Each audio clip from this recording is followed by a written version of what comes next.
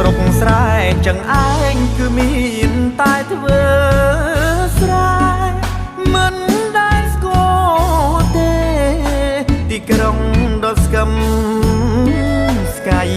កំឡុងជនបទគ្មានគេប៉ែដីធ្វើតែស្រែលើដីស្បែកខ្មៅត្រូវថ្ងៃរកហើយស្ដាប់ពាក្យប្រដៅគោរពម៉ែឪបងទោះបីខ្លួនក្រត្រដោខំធ្វើស្រែហាត់លៀងហាត់ដៅខោអាវជាប់តែស្រងាយហូបតែក្តាមខ្យងអមស្រែមិនដែលបានហូបនៅភីសាពេលចង់ស្ដាប់ភ្លេងឮតែ